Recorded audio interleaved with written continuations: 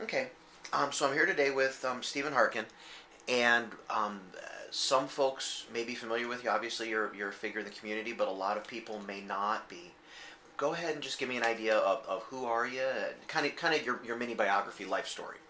Well, I'm now in the Idaho legislature, and prior to that, I was a business consultant. Before that, editor and publisher of the Times News for many years. I've been in the community almost 30 years now, and I've been in public service and public life a lot of different ways, a lot of different activities. Yeah, and I met you at Kiwanis. That's correct. I'm in some civic organizations and chamber, and I serve on the Capitol Commission, which redesigned our Capitol, and a lot of different other committees over the years. I got you. And so is that redesign of the Capitol? Is that largely done, or is that still in progress? Well, it's largely done. The project came in under budget. It's amazing what $120 million will get you, but it did get us a lot, and we redesigned the building, made it usable for another century of use. As you walk through today, and I'd encourage anybody to go up and walk through, it's a premier public building in our state, and I'm honored to have been part He wants to make sure it's done right. That was something that, I've been on the commission now this is my third term. I've been on since it was formed in 1998. And there was a lot of time looking at blueprints and looking really at what needed to be done before we came up with a master plan to go to the legislature and to people of the state and ask for the money to refurbish this building. It was showing its age. It had been there 100 years, and there were some real things that needed to be done, and it just needed to be brought up to code. Actually, there was a significant fire in the Capitol in the early 1990s, and if it had not been for Boise's finest firefighters, we probably would have lost the building. Wow. The building did not have fire suppression. Unbelievable, but it did not, and so we really came very close to losing the whole building. I got you.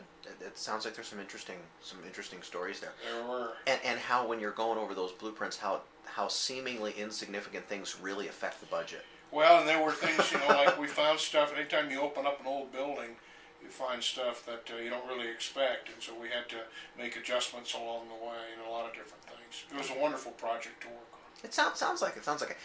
I'm guessing you probably learned a lot. Can you think of one or two things that were surprising to you as you went through that? Like, well, I didn't know that, but now I'm glad I did. Well, there were two things, I think. One was the attention to detail that the master architects had put into the building at the time.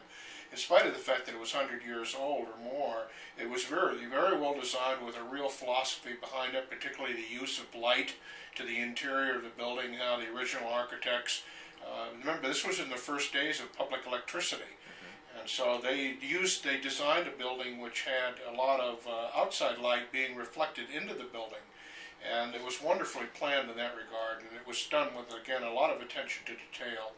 And another thing is the importance of keeping on a schedule. We had a contractor who turned out to be very, very good, and they kept the job right on progress, and every month we would meet and look at how they were doing, and they could tell us exactly where we were. And so we had to step it up a couple points and step it back at a couple points to make time to accomplish something that we didn't expect. But as it turned out, it did come in on time and under budget, so we were pleased. Yeah, well, and we've all heard horror stories about contractors who can't ever seem to do what's expected of them. So that it must have been nice to work with people who are professional that way. It was delightful to see this project come in on time and under budget. Yeah, we all love that kind of thing.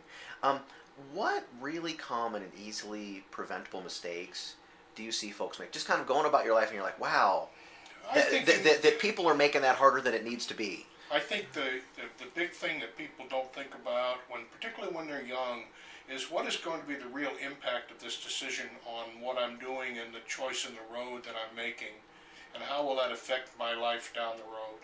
If I could make one sort of broad statement in that area, it would be to just stop and take a deep breath and ask myself whether this is really something that's going to benefit me long term, or is it something that's going to have detrimental impact long term. Can you think of an example? Well, for example, the kind of people that you choose to hang out with as a young person, and the sort of choice of circle of friends that you make. Most young people that I know, and I've raised a number of kids, so I've had some experience in this area. Sometimes and you were a kid. There was a time when you were a kid, sure. There are times when you're attracted to somebody because they're You know, they have certain characteristics. They're show-offs, or maybe they're good at sports, or they seem like they're particularly good with girls, or whatever it may be. And almost always there's a facade there that if you look just a little bit behind it, you'll see it's not quite as glamorous as it looks. And that their path that they're on, that is the life path that they are on, sometimes has a different set of consequences than the one that you may be on that seems more boring, a little more disciplined, a little less exciting at the moment, but pays long-term dividends.